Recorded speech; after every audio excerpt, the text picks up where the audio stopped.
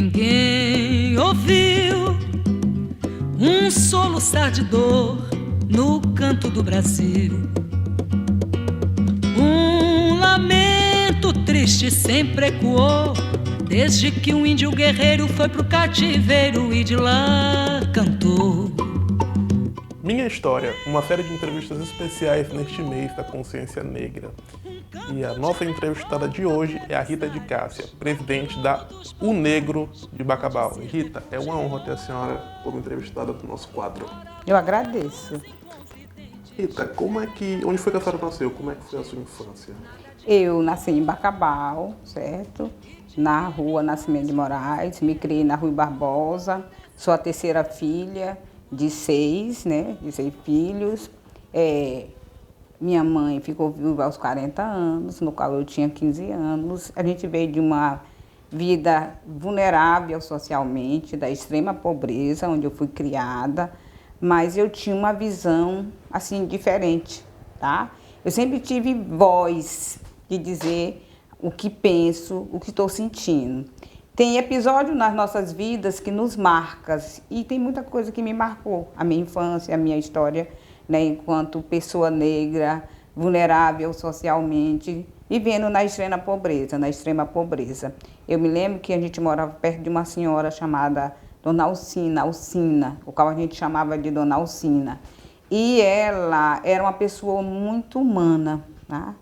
E se preocupar com o outro. E como ela sabia que a minha mãe era uma pessoa muito vulnerável socialmente, ela sempre se preocupava em ir lá na nossa casa para saber se a gente tinha alimentação, se a gente tinha feito as refeições. E a minha mãe era uma pessoa que ela não gostava, né, de dar definições das suas vidas. Então ela nos ensinou que não era para a gente, mesmo que a gente não tendo, não era para a gente externar isso, não era para a gente dizer que a gente não tinha almoçado, que a gente não tinha jantado, que não tinha feito as refeições. E eu me lembro que a Dona Alcina, que na verdade era a mãe do Dr. Lisboa, né, eu fui criada ali próximo dela, no qual muito do que eu sou hoje eu devo, certo? A esse olhar humano que ela tinha.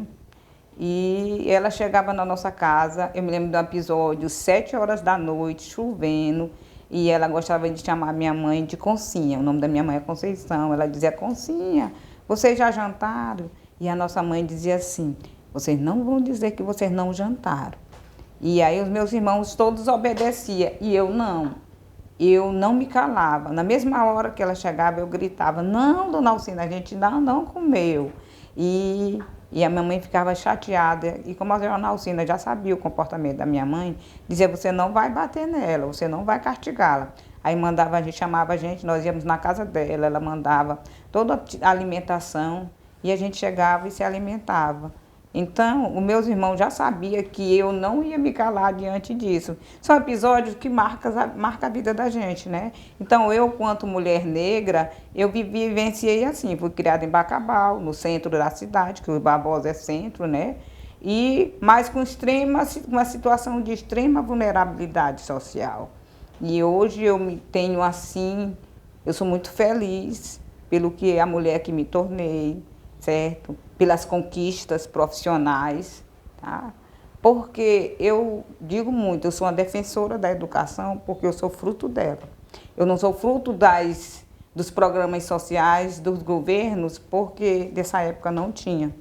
Mas eu sou fruto de uma educação pública, o qual ela transformou a minha vida. Então, o que eu sou hoje, eu devo às pessoas que tiveram um olhar humano para conosco e a educação que me transformou na mulher que sou hoje, na profissional que sou.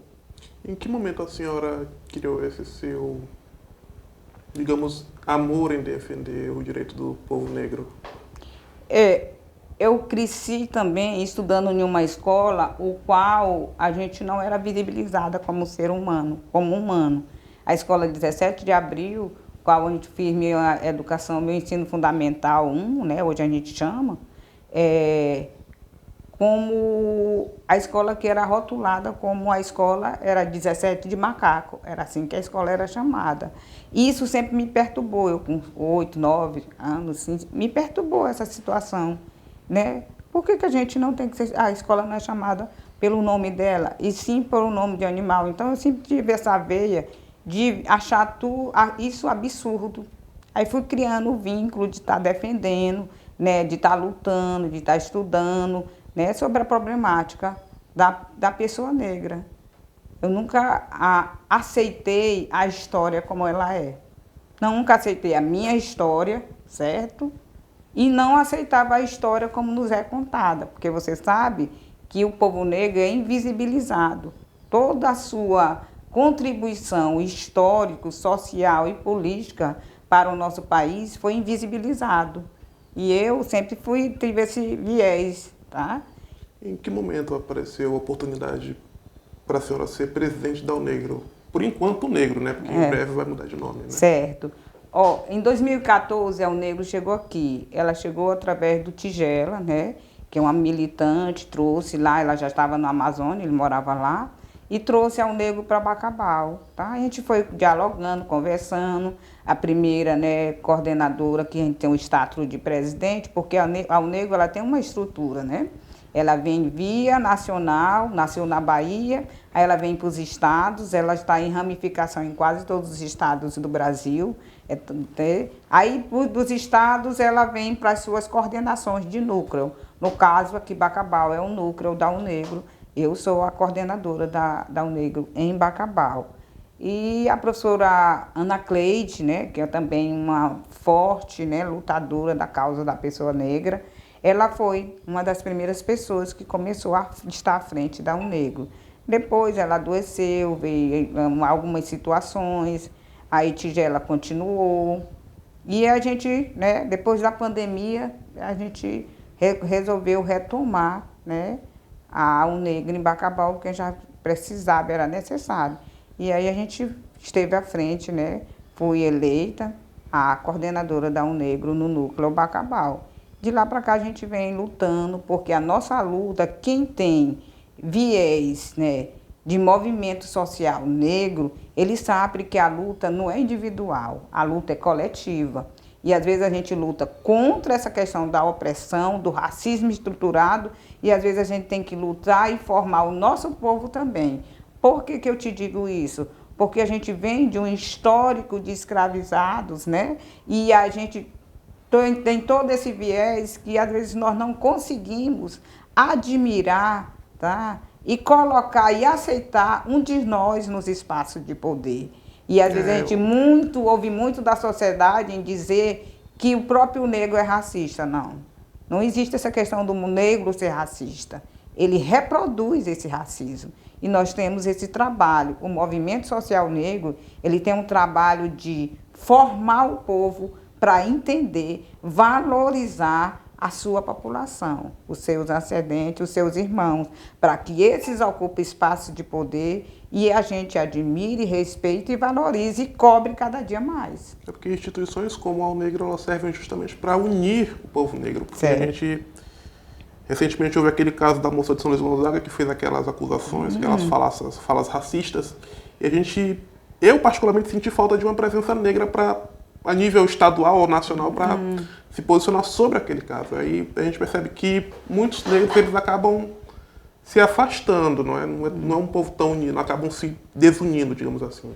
É verdade. Eu estava em São Luís nesse episódio, chegando em São Luís, eu ia para uma formação e ao chegar, né, entrar em São Luís, meu celular foi logo, né, bombardeando com esses vídeos, com essas informações. E aí eu me posicionei logo, né? Porque deveríamos é o dever nosso, enquanto à frente de uma instituição, se posicionar. Quem não quer se posicionar por situações racistas, por violência, contra a lei, a gente não vai estar à frente de um movimento, porque o posicionamento da gente tem que existir. Se você é uma pessoa que não se posiciona diante de uma situação que você vive a vida toda, que é escancarada a questão do racismo estrutural, certo? A gente não tem como, não é para estar, né? Então eu não vou estar à frente de um movimento, tá? Porque esse posicionamento tem que existir. E nós, ao Negro, nos posicionando através de um vídeo que eu gravei, de uma nota de repúdio, e se não tivesse tido essa visibilidade, esse posicionamento, né? Essa postura do povo negro em cobrar da sociedade, isso ia ser mais um. mas um ato racista cometido por pessoas brancas que era normal, que é comum. Hoje eu creio também que não basta a gente repudiar, né? Não basta punir, é necessário educar, é necessário o letramento racial para essas pessoas entenderem que racismo é crime e que a gente precisa conviver em a sociedade e nós temos que combater porque futuramente nós queremos gerações antirracistas. E Rita, a gente se aproxima do dia 20, Dia da Consciência Negra. Para a senhora, o que essa data significa? Essa data significa porque ter consciência é você ter reflexão de quem você é. É você ver que a história nos conta algo importante, que a população negra ela tem um legado, ela tem uma participação histórica e importante na nossa formação. E esse momento é um momento de reflexão, é um momento da gente analisar, de saber quem somos nós, o que estamos fazendo aqui, o que a gente pode mudar essa realidade, né, que nós vivemos. Tá? Porque que até hoje a gente ainda está lá no topo, nas estatísticas de mulheres que ganham menos, de mulheres que são mais violentadas. E por toda essa organização, essa estrutura do movimento social negro em busca de luta, a gente percebe que precisa mudar muito, porque é estrutural esse preconceito, esse racismo sofrido por nós, povo negro. Então, o Dia da Consciência Negra, ele serve, né, justamente para isso, para que a gente analise o que a gente já conquistou, o que precisa ser conquistado ainda mais, por que o nosso jovem morre, por que a maioria dos jovens, os de sexo masculino, são os que mais morrem nesse país. E, infelizmente, ainda tem uma estatística pior, porque a grande maioria também ainda é morta pelo próprio Estado, certo? Então, a gente precisa trabalhar, a gente precisa analisar por que esse jovem ele está à margem da sociedade, muitas das vezes. Por quê? Porque, às vezes, as políticas públicas não chegam até ele. E quando a gente vê que o Estado não acolhe, o crime abraça.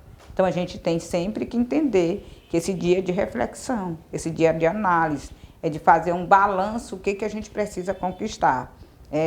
Eu sempre digo aqui em Bacabal, nas minhas falas, nas minhas conversas, uma das nossas cobranças com o prefeito Roberto Costa, e ele nos apoiou total, essa questão da implementação de uma política de promoção da igualdade racial, o qual ele já nos falou, essa política já existe já no nosso município.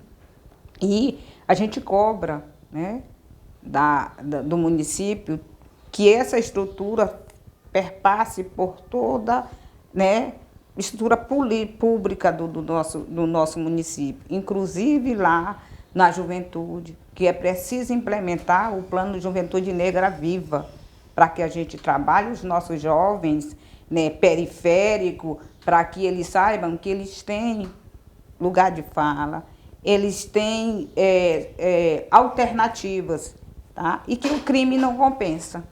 É muito triste, eu sou profissional da educação, eu sou professora, eu sou assistente social, então eu convivo com as mazelas sociais, né? Eu convivo com o jovem e a gente fica muito triste quando a gente não consegue fazer com que esse jovem continue na sociedade. A gente fica triste, para nós perdemos quando a gente vê um jovem à margem. Então a gente precisa que essa política pública funcione de fato e de direito, porque a gente percebe que o Brasil, ele historicamente, ele está, como é que se diz, destruindo o nosso jovem negro. A gente vê as grandes cidades, as grandes periferias.